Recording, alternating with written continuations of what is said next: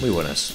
En la confluencia de 4 galaxias, marketing, datos, tecnología y derecho, hemos creado este espacio, donde entrevistaremos a CMOs, DPOs, CDOs y otras criaturas salvajes de procedencia dispar. Yo soy Sergio Maldonado y esto es Masters of Privacy en castellano. Bueno, hoy arrancamos nuestra tercera temporada de Masters of Privacy, o la cuarta, si tenemos en cuenta el canal en inglés, con Carissa Veliz.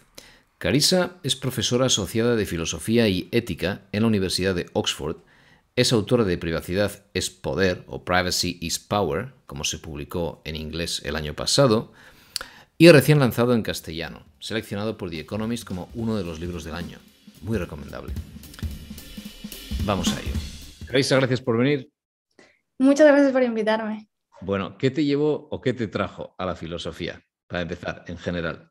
Pues primero tuve un muy buen profesor durante el bachillerato de filosofía y me encantó la clase, aunque era una clase muy particular, porque era una clase realmente sobre preguntas filosóficas y sobre ver el mundo desde una perspectiva filosófica, pero no nos enseñó nada de filósofos. Yo no tenía ni idea de qué había dicho Platón o Aristóteles o Sócrates ni nada.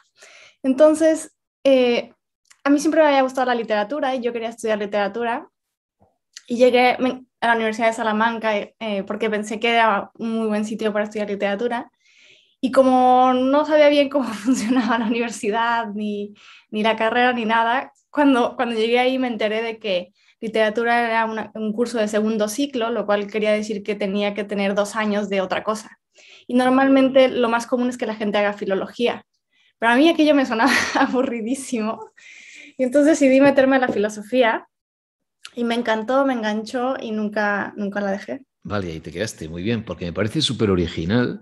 Sabes que yo he entrevistado a mucho abogado y abogada y a gente del mundo legal, porque al final viene a ser nuestro pequeño mundillo, ¿no? Derecho con marketing y tal, ¿no? Pero sobre todo el mundo legal. Y el enfoque de filosofía nos faltaba. Así que súper original y muy bienvenido el enfoque en el libro y en general que tú estés aportando. Muchas gracias. Y la filosofía es muy interesante porque puedes hacer filosofía de lo que sea. Realmente el mundo está muy abierto a la reflexión filosófica. Puedes hacer desde filosofía de los números hasta filosofía del derecho o en este caso de la tecnología y la privacidad. Claro, claro. Y la del derecho nos la hemos comido unos cuantos, pero no hemos conseguido llegar donde tú has llegado en el concepto de entender qué hacer ahora con la privacidad. Y yo te quería preguntar aquí, ¿no? ¿Por qué? Además, tienes que haber tenido un dilema interesante al traducir privacy por privacidad, porque en España ha habido mucha pelea con el anglicismo. Cuando empezó, la gente era muy reticente a utilizar la palabra privacidad, ¿no? Se decía, ostras, esto viene del derecho anglosajón, en el mundo legal.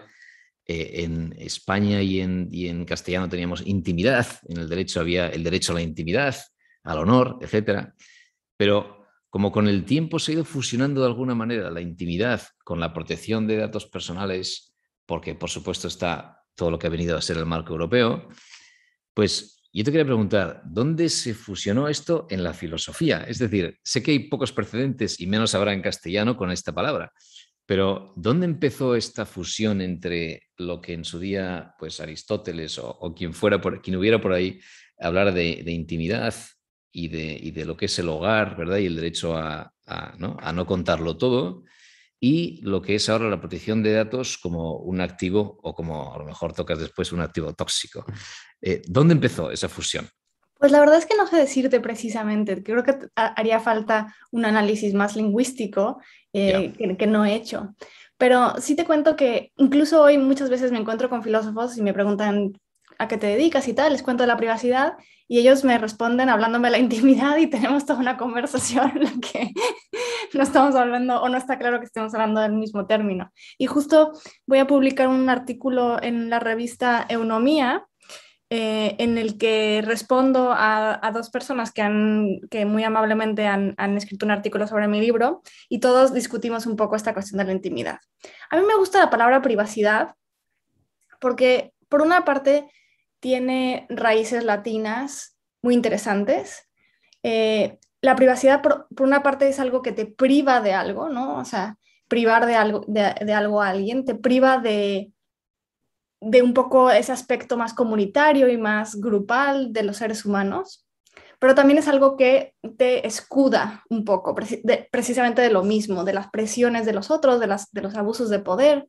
Entonces, por esa parte me parece que por sus raíces latinas tiene más sentido en el sentido que usamos el concepto hoy. Y también con la cuestión de la intimidad, como en inglés existen ambas palabras, intimidad y privacidad, y me parece que es una distinción más práctica la anglosajona y que también se está importando a España y que de alguna manera siempre la hemos tenido en algunos sentidos. Por ejemplo, cuando hablas de tener un momento íntimo con alguien, no hablas de tener un momento privado. La intimidad es algo que para mí tiene connotaciones de estar en familia, de tener conexiones muy cercanas con la gente de la que queremos. Y, y, y desde mi punto de vista se necesita privacidad para tener intimidad. O sea, por ejemplo, para que una amistad tenga una conversación íntima, pues hay ciertas reglas de confidencialidad, de que nadie esté escuchando y de que lo que se cuenta en esa conversación no se va a contar a otras personas. Y entonces hay muchas cosas que me gustan del inglés. Me fascina el español, pero creo que el español puede aprender mucho del inglés. Claro, claro. Y a mí me gusta en particular esta palabra, Vale, privacidad. bien, bien, no, sin duda, tiene que gustarte, es el título del libro, ¿vale? Entonces, asumiendo que la gente se vale del libro, ¿vale? Y combinamos a la gente, a los oyentes a que lo hagan, pero después del libro, ¿vale? Ahora viene el movimiento social que entiendo que anhelas, que a lo mejor tenga un impacto en el marco regulatorio, que esto sí afecta a, ¿no?, a abogadas y abogados, ¿no? Ahora de repente hay mayor clamor por ir más allá y hay una parte ahí que a mí me deja siempre pensativo, que es cuánto se hace por la gente y por la sociedad, asumiendo que la gente no va a ser capaz de entenderlo, lo que pasa. Y aquí tenemos un dilema con el consentimiento. A ver, te lo voy a tirar a ver qué piensas. Porque es verdad que ahora hay un marco legal, justamente, GDPR, gran avance, pero por ahí se escapa, ¿verdad? Todo lo que tenemos ahora. Por el consentimiento se nos ha ido todo. Por el consentimiento se va a Facebook, por el consentimiento se va a Google, por el consentimiento se va a la publicidad programática conductual. Y, y si introdujéramos otra capa regulatoria, entiendo que tendríamos que empezar a decir, como en alguna parte decías, ¿no?, que esto realmente requiere un nivel mayor de protección, pues igual que justo, ¿no?, que, no sé, que temas de salud pública. Y si esto fuera así, entiendo que hay ciertos servicios digitales que ya sin más estaría prohibido que se anclaran sobre al menos datos personales. ¿O cómo lo ves tú la consecuencia de todo esto? Poniéndonos en el 2035 y todo ha sido un éxito, ¿qué tipo de regulación ha salido y qué ha pasado con Google y Facebook? ¿Qué ha pasado con la publicidad programática? Si puedes hacer ese ejercicio de futurismo de que todo ha ido bien. Todo ha ido bien. Facebook desaparece. Desaparece en parte a raíz de las últimas investigaciones del Wall Street Journal, que por ejemplo muestra que Facebook ha sabido que hay tráfico de personas pasando en Facebook y no lo ha parado. El modelo de Facebook y de Google desaparece. Nadie se hace rico a través de comprar o vender datos. Las empresas como Google encuentran otros modelos de financiación. Algunos son a través de pues, pagar 10 euros al mes por cierto tipo de servicios. Otros es como DuckDuckGo, que te enseña publicidad contextual, lo cual quiere decir que te enseña publicidad de lo que acabas de buscar. Entonces, si buscas por, yo qué sé, unos jeans, vas a ver anuncios de jeans y no tienen que saber nada sobre ti. Y usamos los datos para cosas que son útiles, como por ejemplo avanzar la medicina, y así la gente puede tener mucho más confianza en que cuando comparte esos datos no se van a abusar.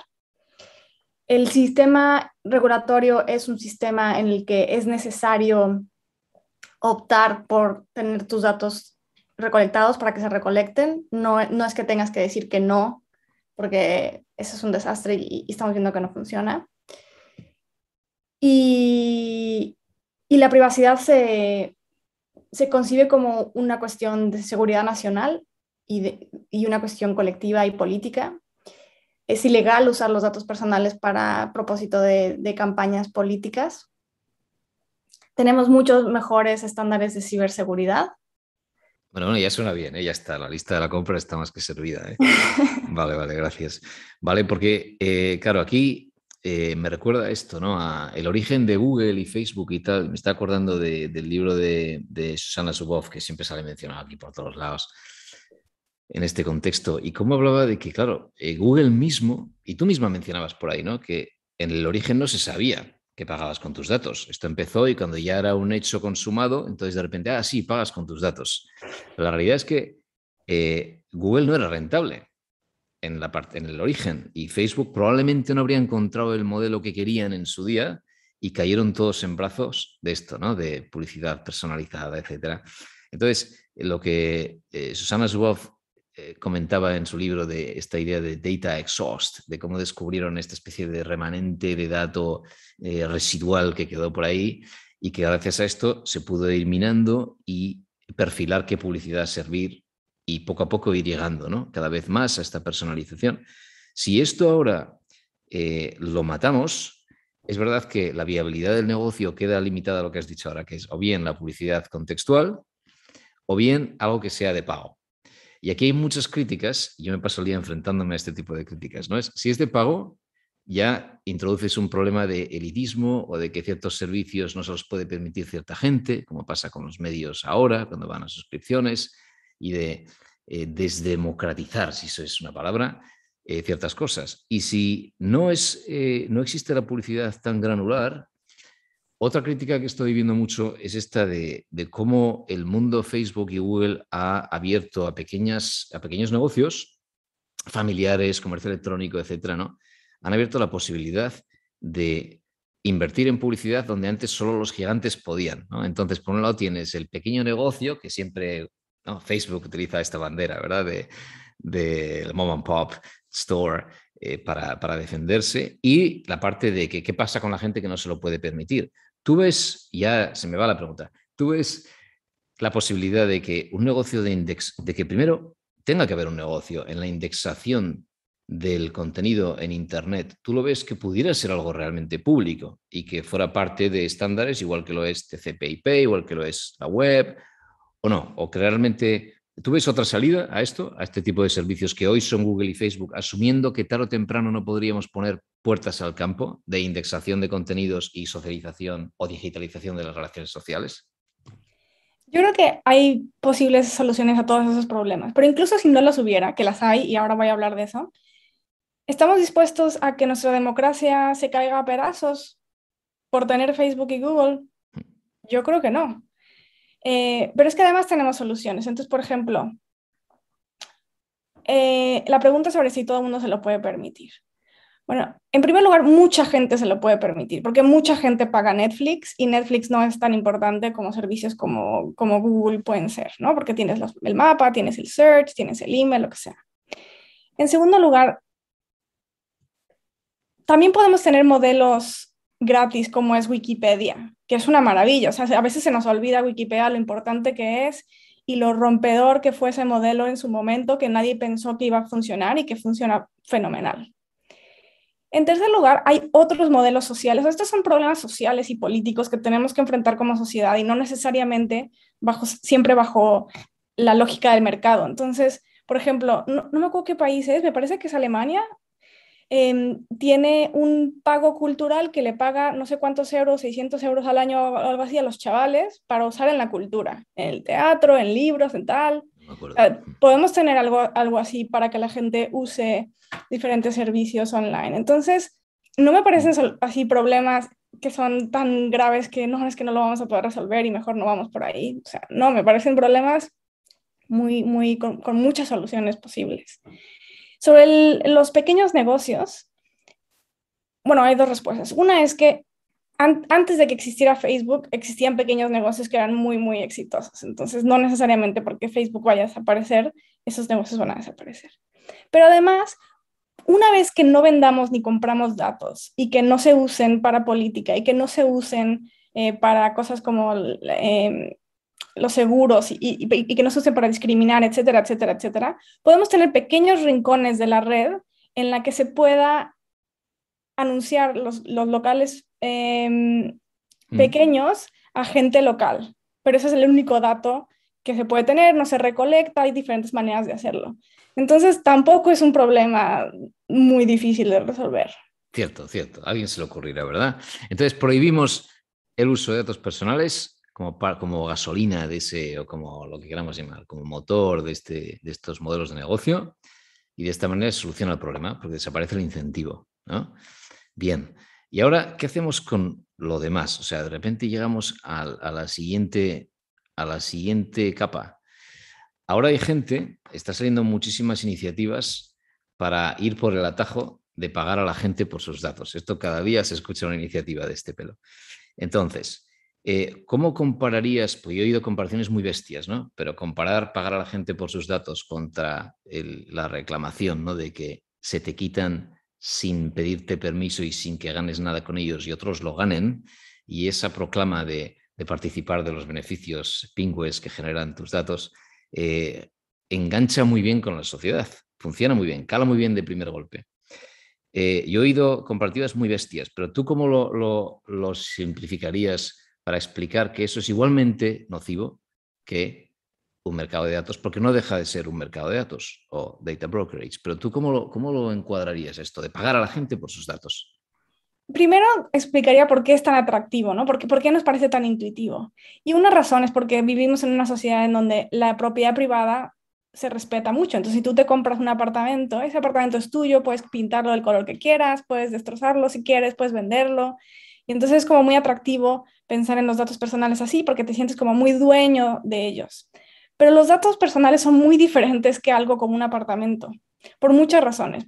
Una, cuando compartes tus datos personales, compartes datos sobre otras personas. Entonces, por ejemplo, si yo comparto mis datos genéticos, pues comparto no solamente datos sobre mis padres, hermanos, primos y demás, sino es posible que tú y yo seamos familiares lejanos y que yo al compartir mis datos, resulta que a ti en 10 años te niegan un seguro de vida en Estados Unidos, por ejemplo, y tú no diste tu consentimiento a que yo compartiera esos datos que son en parte tuyos. De la misma manera, cuando comparto cosas sobre mi localización, pues comparto cosas sobre mis vecinos, sobre la gente con quien trabajo y vivo. Cuando comparto cosas sobre mi psicología, comparto cosas sobre otra gente que comparte esas características psicológicas. Entonces, no está claro que tengamos la autoridad moral para vender nuestros datos como tenemos la autoridad moral para vender una propiedad que es tuya. Eso por una parte. Pero por otra parte, el consentimiento, volvemos a ese tema, es imposible tener consentimiento informado en el contexto del Big Data. Este concepto de consentimiento informado viene de la medicina y la idea es que el médico te presenta cuál es tu diagnosis, cuáles son las posibilidades, qué tratamientos puedes hacer, cuáles son los pros y los contras y más o menos las estadísticas. Y con eso tú tienes que tomar una decisión sobre tu propia vida. Porque son tus valores, entonces tú puedes querer un tratamiento muy agresivo para vivir más tiempo, pero con mucho dolor. Y eso es muy aceptable, tan aceptable como no querer tratamiento y vivir una vida más fácil, pero corta. En el caso de los datos, eso no es así, porque incluso los programadores no te pueden decir qué se va a hacer con esos datos. Esos datos se venden de una persona en otra, de una compañía en otra, y se usan para hacer inferencias totalmente desconocidas para la gente que los está usando. Entonces se usan para buscar correlaciones y no se va a saber si esos datos pueden inferir en el futuro, pues que te va a dar cáncer o cuál es tu IQ, o nadie te lo puede decir, con lo cual, ¿cómo es que a qué estás consintiendo? Claro, claro, claro.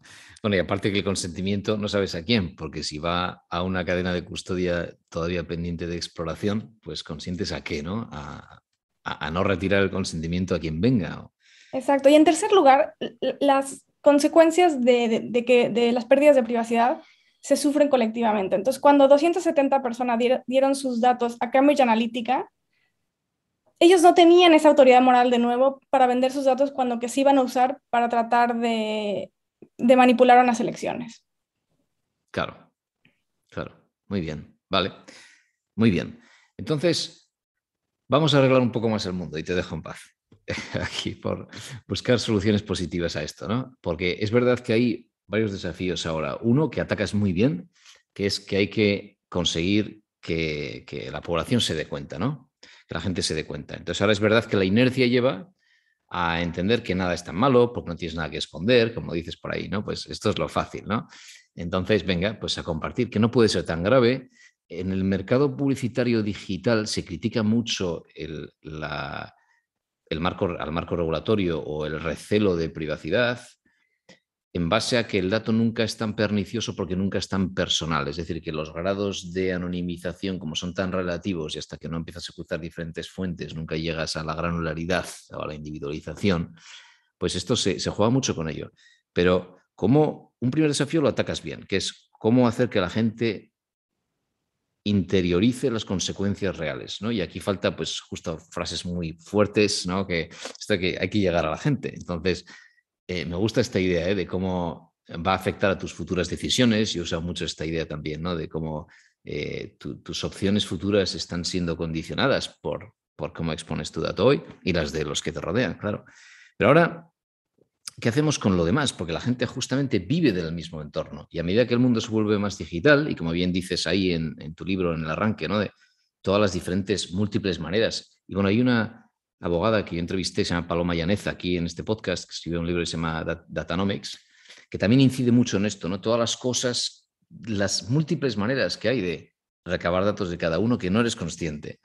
Pero si la gente pasa a ser consciente, todavía hay justo una economía donde cada vez todos somos más partícipes de esta economía del dato y que tal y como yo lo veo, pero corrígeme, por favor, lo veo como que si el dato es necesario porque cada vez todo es más digital y por naturaleza produce dato, y entiendo que la manera podría ser ir hacia un dato 100% anónimo o una economía de dato totalmente, pues eso, ¿no? No personal, que no toque dato personal. ¿Esto se puede conseguir realmente en el mundo publicitario, en el mundo de los medios? ¿Te has planteado has reflexionado con tu mente filosófica acerca del futuro de los medios, la publicidad, un poco más? En el caso de la publicidad, de verdad es que no merece la pena, porque la publicidad personalizada no es tan efectiva y es muy cara. Y la publicidad contextual funciona igual de bien. Es cuando, por ejemplo, el New York Times decidió no utilizar publicidad personal, pensaron que podía tener cierto coste y no tuvo ninguno. Sí, sí. Entonces, que la justificación no está ahí. Además, hay razones para pensar que se está creando una burbuja, un poco como en la crisis del 2008, porque curiosamente la gente que diseñó los mercados que causaron la crisis del 2008, del subprime mortgages, que no me acuerdo cómo se dice en español, em, fueron los mismos que crearon los mercados de subastas de anuncios online y los dos mercados sufren de las mismas desventajas, una de las cuales es que son muy opacos, con lo cual hay muchísimo fraude. Y cuando se dé cuenta la gente que ha estado pagando anuncios por nada, se va a romper la burbuja y vamos a tener una crisis. Entonces, realmente no hay ninguna justificación, me parece, para tener ese tipo de sistema en cuanto a los anuncios. Por supuesto que hay otras áreas de la vida en las que los datos pueden ser útiles, ¿no? Por ejemplo, la planificación de una ciudad o de un estado. La idea de los datos no personales es difícil. En primer lugar, porque hay datos que pensábamos que eran anónimos y que después resulta que no son anónimos porque desarrollamos herramientas para reidentificar a gente de esos datos. Pero además, incluso si tuviéramos datos completamente anónimos, que casi no sé ni qué significaría eso, pero algo así como sobre la población, sobre poblaciones grandes. Imagínate que encontramos relaciones como, por ejemplo, que el 90% de la gente que sufre de X enfermedad, no sé, obesidad, acné, lo que sea, que es común, ha tenido algún tipo de abuso en su vida temprana. O sea, esto no es real y simplemente lo estoy poniendo como una hipótesis, pero hay correlaciones similares. O sea, es que ya con esa información puedes saber algo muy, muy, muy sensible sobre alguien. Y esa información no es personal como tal, pero por eso tenemos que tener mucha regulación sobre cómo tratamos las inferencias Claro, que claro. son sensibles, no solamente los datos personales. Claro, el tráfico de coches por una ciudad, por ejemplo, ¿no? O incluso cómo se mueven los insectos por una ciudad, al final van afectados por tráfico humano. Todo al final, tarde o temprano, puede llegar de alguna manera a algún tipo de perfilado. Entonces, claro, por eso entiendo que el equilibrio que hemos llegado a consensuar en el GDPR, donde, como digo, creo que la válvula de escape puede ser esto de la base legal del consentimiento, ¿no? Ahora, pues claro, a lo mejor no valdría, ¿no? En este nuevo contexto, porque está siempre sometiéndolo a un escenario en el que cada empresa es su propia policía. Realmente tú miras tus riesgos, tomas las medidas y está claro que esto no es suficiente para cubrir los escenarios que tú planteas en el libro. Sí, exactamente, porque además las empresas lo que calculan, como son su propia policía, es que pueden pagar ¿cómo se dice? La fine, Sí, la el multa. la multa, y que es un precio razonable a pagar por el negocio que tienen. Totalmente. Entonces creo que el consentimiento puede jugar un rol importante en la cuestión de los datos personales, pero minoritario al final. Al final hay razones tanto para proteger a los individuos como razones sociales por las cuales debemos de prohibir ciertas prácticas, independientemente si la gente quiera consentir o no. Claro. Carissa, última pregunta. Un filósofo que nos recomiendes, una filósofa que nos recomiendes para conectar filosofía con privacidad, tanto abogado, tanto marketero, tanto retailer que tenemos por aquí, para volver a planteamientos filosóficos que siempre enriquecen un poco el espíritu, ¿nos recomendarías a alguien? Un artículo que recomiendo Sí. es de alguien que se llama Cressida Gauck-Roger y se llama Privacy and the Importance of Getting Away with It. Muy bien. Está publicado en el Journal of Moral Philosophy. Y es sobre cómo si tenemos demasiada vigilancia, se vuelve un mundo como casi insoportable en el que no puedes cometer ni la más mínima infracción y salirte con la tuya. Y cuáles son las implicaciones de eso. Y otro paper que me encanta y que es un clásico, y para mí Thomas Nagel es de los mejores filósofos que han del último siglo y que además escribe muy bien, que no es algo común entre los filósofos, es un paper que se llama Concealment and Exposure, que está publicado en Philosophy and Public Affairs y es sobre cómo para que la esfera pública liberal sea soportable, no solamente es el caso que el gobierno tiene que no meterse en ciertos asuntos privados de los ciudadanos, sino que tenemos que respetarnos unos a otros y no ser demasiado intrusivos entre los ciudadanos. Carissa, muchas gracias. Muchísimas gracias a ti, Sergio. Seguiremos de cerca lo que sigas haciendo por ahí. Muchas gracias. Gracias. Hasta aquí hemos llegado hoy. Puedes consultar las notas del episodio en mastersofprivacy.com, incluyendo los links a artículos o libros mencionados y otra información relevante. También puedes seguirnos en LinkedIn si te apetece, Privacy Cloud España en castellano o Privacy Cloud sin más en inglés, en Twitter también, por supuesto, y plantear tus cuestiones o proponernos futuras temáticas y entrevistas. Gracias y hasta la próxima.